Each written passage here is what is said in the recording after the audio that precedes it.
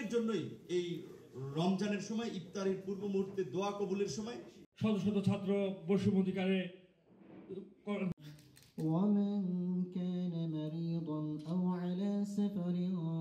আপনাদের প্রতি এক অবনত চিত্তে আমার কৃতজ্ঞতা প্রকাশ করছি, আমার ভালোবাসা প্রকাশ। প্রবাসীদের সেই 10 দফা দাবি এবং সকল সমস্যার সমাধান করার মতো নির্যাতিত এবং কারাভোগ করেছি। একটা মিটিং ডাকছিলাম, সেই মিটিং এর মধ্যে যাই হোক আমাদের পবিত্র কোরআন থেকে তেলাওয়াত করবেন। এখানে উপস্থিত ছিলেন আমাদের এখানে সাংগঠনিক সম্পাদক আসনাদউদ্দিন। প্রবাসীদের একটা বড় ভূমিকা পালন করতে আমাদের জীবনের একটা অনবদ্য অংশ এখানে উপস্থাপিত হলো। বাংলাদেশ মিজানুর রহমান ভাই উদ্যোগ যে প্রবাসীদের পাসপোর্টের দ্বিতীয়বার যেন ভেরিফিকেশন। প্রথমে আমি নূর ভাই এখানে উপস্থিত আছে, ওনার মাধ্যমে গণ অধিকার পরিষদের উনি হচ্ছে, ভাবলাম যে উনি আমাদের ভাই, বাংলাদেশের একই অনুষ্ঠানে বসে আনন্দ ভর্তি করে, কিন্তু যার যার কথা শত শত ছাত্র বৈষম্য অধিকারে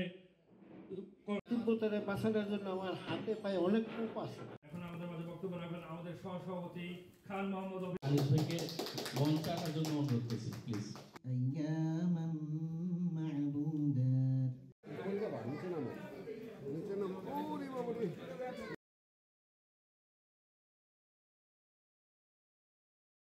যেটা বলে শিক্ষিত লোকেরা এমপি মন্ত্রী হয়ে একটু পয়সাপাতি হলে ওই দেশে তার ছেলে মেয়ে বউ বাচ্চা রাখে না, সবাই বাইরে পাঠায় দেয়। আপনারা তো স্ট্রাগল করে এখানে আসছেন, আর তারা এমপি মন্ত্রী হয়ে মানুষের সিম্পাথি নিয়ে ওইখানে প্রতিষ্ঠিত হয়ে এই দেশে বউ বাচ্চা নিয়ে সেটেল করার দেশের টাকা চুরি করে এইখানে পাঠায়, আর আপনারা তো এইখান থেকে পাঠাচ্ছেন।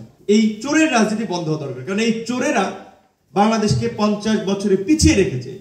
সংস্কারের প্রশ্নে নির্বাচন পিছিয়ে যাওয়া কিংবা ডিসেম্বরের নির্বাচন আরো 6 মাস আপনার পরে হওয়া, সেই ধরনের পরিস্থিতি আছে বলে আমার মনে হয় না। সরকার চাইলে নির্ধারিত সময় ডিসেম্বরের মধ্যে সংস্কারগুলো করেই আপনার একটা জাতীয় নির্বাচনের আয়োজন করতে পারে। মূলত রাজনৈতিক দলগুলোর সংখ্যা হচ্ছে যে যদি নির্বাচন দীর্ঘায়িত হয় তাহলে আবার একটা অস্বাভাবিক পরিস্থিতি সৃষ্টি হতে পারে। আমরা চাই যে নির্বাচন হলেও ডক্টর মোহাম্মদ ইউনূস এখন বাংলাদেশের চিফ অ্যাডভাইজার, তখন তিনি রাষ্ট্রপতি হিসেবে থাকেন। প্রতিটা ঘরে ঘরে যেন আমাদের এই গণ অধিকার পরিষদের ট্রাক মার্কাকে চেনে জানতে পারে, এবং এই গণ অধিকারকে জয়ের মাধ্যমে আমরা যেন বাংলাদেশের ফিউচার প্রাইম মিনিস্টার হিসেবে নূর ভাইকে দেখতে চাই।